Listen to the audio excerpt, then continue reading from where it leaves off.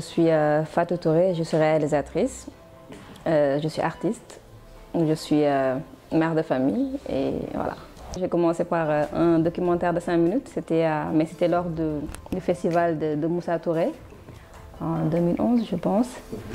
Donc voilà, on avait tous un thème sur le baobab, on devait faire quelque chose et voilà. C'est vrai que je ne suis pas trop documentaire, mais pour un premier film, c'était pas simple pour moi parce qu'il fallait raconter quelque chose. On a fait une formation avec, dans le cadre du festival et tout ça.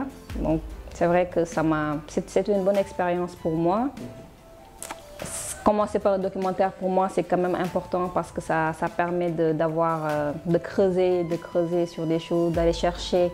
Après, sur place, j'ai retrouvé la réalité des choses, comme on dit, parce que le documentaire, c'est pas comme la fiction. Donc, fiction, c'est vrai que là, tu te cales tout ce que tu veux, tu tournes comme tu veux tirer.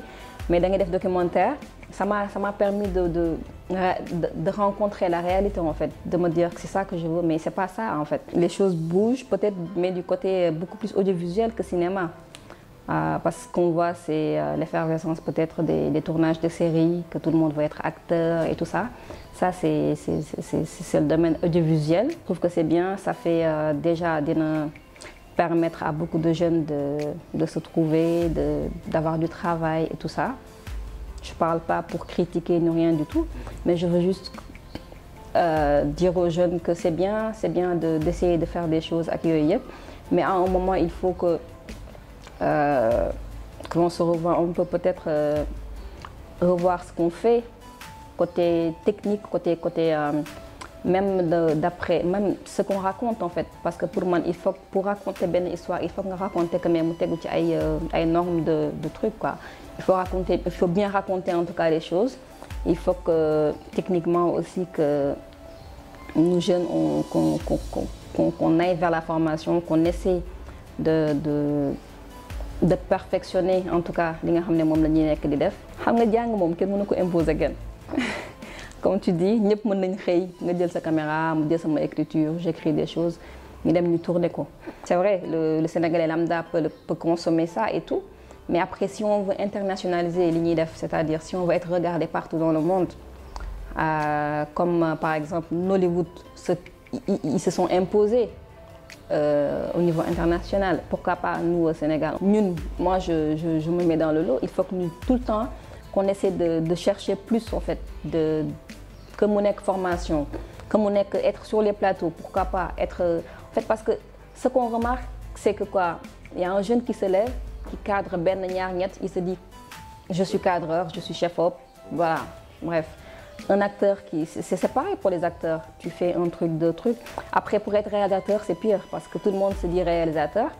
Après tu les vois jamais sur les plateaux. Mais pour moi c'est important que les jeunes ñu jóg dem travailler comme technicien sur les plateaux. C'est hyper important et j'insiste sur ça parce que ça nous rapporte en tout cas un plus sur ce qu'on fait. Ça nous fait découvrir d'autres choses. Moi j'aime bien travailler en tant que technicienne. Je travaille avec des réalisateurs. Ma génération, d'autres générations, peu importe. L'essentiel pour moi, c'est que ce soit un bon projet qui est là, j'ai envie de le faire. Je sens le projet, j'y vais, je travaille comme assistante, j'apporte ce que j'ai, je gagne de l'expérience par rapport au plateau. Et là, ça te permet en tant que réalisateur d'être sur en tout cas d'autres niveaux. Si on structure bien les choses, en base de données déjà des techniciens, pour pouvoir se projeter sur combien de films peuvent se faire en même temps, par exemple, au Sénégal. Parce que là, ce qu'on remarque, c'est que peut-être que ñëpp xamantewuñu, kenn xamul ne kii mi ngi ci milieu bi, kii ainsi de suite. Peut-être ku nekk mi ngi ce coin et tout. Mais bu ñu arriver à bien définir les choses, pour man dina yomb ci ñëpp en fait. Cinéma n'a pas pour vocation d'éduquer qui que ce soit, et ça, il faut que ce soit clair. On n'est pas des donneurs de leçons. On a des sujets qui nous impactent nous personnellement, on a des sujets qui impactent notre environnement, qu'on veut en parler, on veut mettre le doigt sur tel sujet et tout ça, et on raconte les choses naturellement en fait. En dehors du cinéma, que fait Fatou? En dehors du cinéma, je suis carrément avec ma famille, donc mère de famille. Mère de famille, c'est ça. M'occuper de la maison, j'aime bien. Un acteur, une actrice qui vous fait suivre un film? Je dirais Brad Pitt. Si vous étiez actrice, quel film aimeriez-vous jouer? Si j'étais actrice? Ok. J'aimerais bien peut-être jouer dans Casa de Papel. Pourquoi pas? Aujourd'hui, qu'est-ce que vous aimeriez le plus souvent voir dans les cinémas? Qu'est-ce que j'aimerais voir par rapport au thème, Thème, contenu, tout ce qui va avec. Qu'est-ce que vous aimeriez le plus souvent au cinéma? Bon, je dirais, j'aimerais voir beaucoup plus les femmes déjà à l'écran. J'aimerais voir les femmes en action qui défendent les causes des femmes.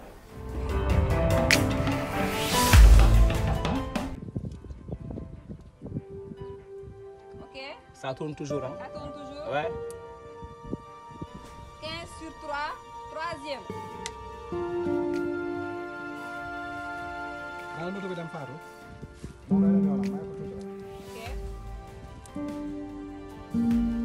Même rythme dégg nga clip. C'est bon son? Action.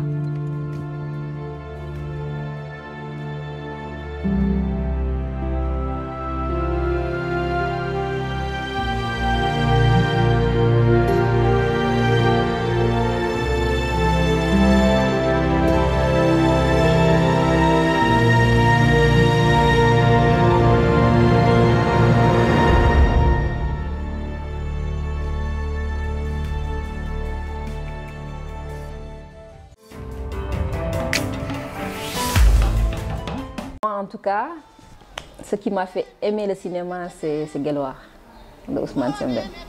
sëgu dëkk baa ngi nii. dañuy dugg suñu néew bi jox ma peel bi waaw. naka la ñuy def nag ba mën a ràññee ci biir sëx yi bameel bu ñuy seet. bameel bu yees yom na ràññee.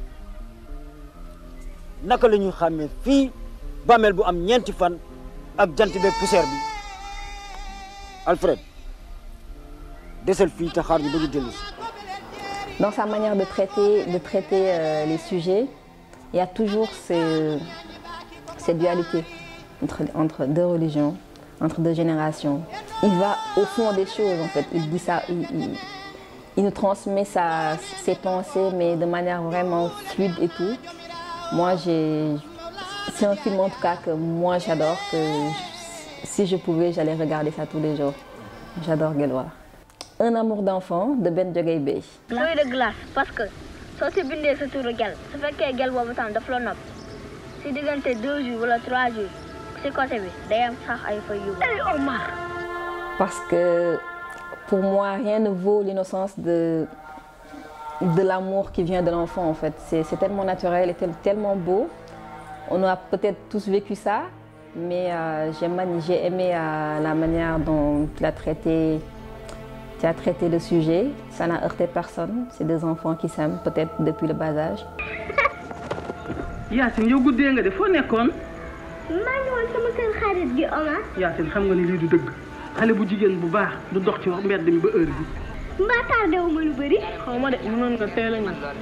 Mais c'est tellement bien raconté que tu peux regarder ça avec tes enfants sans aucun problème. Et pour moi, c'est important de parler de ces choses-là parce qu'on a tous, c'est des choses qu'on a tous vécues. Et voilà, j'adore en tout cas, j'adore le film.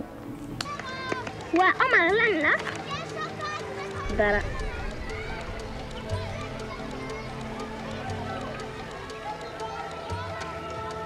yow loo may xoolee nii. man dama la xool. ah depuis yaa ngi di mer. lan laa la def. du benn dëgg. sama la wax ko man damaa mer. léegi ñun ñaar ñëpp xam na suñu récitation dañ dem foyer balaa récréation bi di jeex. Atlantique de Mati Diop. Inspecteur Issa Diop, il va charger de l'enquête. Souleymane ñu nekk di ko seet crime bu mu def te danga ko nekk di jàppale li nga def lu rëy la. Pas parce que j'ai travaillé dans le film, mais j'ai bien aimé le traitement dont elle a fait usage pour raconter en tout cas l'immigration clandestine et les désastres que ça cause au niveau de nos vies. Parce qu'elle a raconté l'immigration sans pour autant qu'on nous embarque en tout cas dans les pirogues et tout ça. Mais elle a préféré rester sur ceux qui sont restés en tout cas pour subir ce départ, subir ce manque et tout. Et moi quand j'ai lu le scénario, la première chose que je me suis dite, c'est zut. En tout cas, c'est une histoire folle. Il y a deux choses. Soit elle réussit à bien raconter les choses, ce sera un excellent film. Soit elle raconte pas bien les choses, ce sera un échec total. Et heureusement, elle a réussi.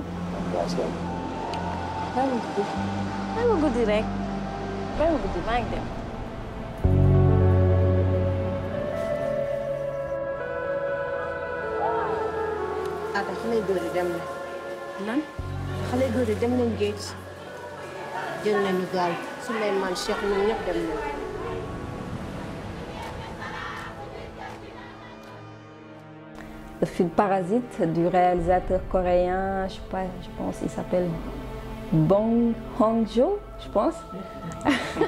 C'est un film qui a remporté le Grand Prix, la Palme d'Or de Cannes en 2019.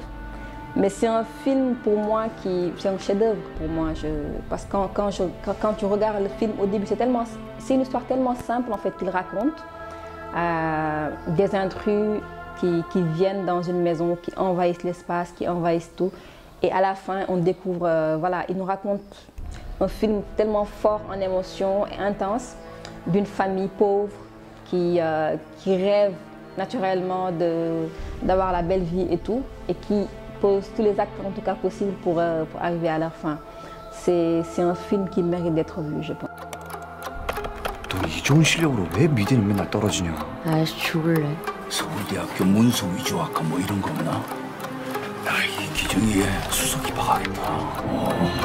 Tableau Ferraille de Moussa Senabsa. Gagne maa la teeroo lii yow wute nga gunóor tey yi nga xam ne dañuy nàmpali aussi. jërëjëf. Anta laa tudd maa ngi dëkk fii sigil nga nu xol sedd na booy dem marché nga woo ma nu ànd. waaw. C'est un film qui m'a bercée aussi, parce que je trouve que dans Tableau Ferraille, Moussa Sen nous plonge dans un environnement déjà qui est bien sénégalais déjà. C'est un film qui nous raconte, qui nous parle de politique, qui nous parle de culture, qui nous parle de nos valeurs, de nos traditions. Il est député. Député ou pas, moi je l'aime. Moi je l'aime. Moi je l'aime, moi je l'aime, moi je l'aime. J'ai toujours dit ça. Celle-là, elle a bien calculé son coup, hein. Elle épouse un mec, le lendemain c'est un député.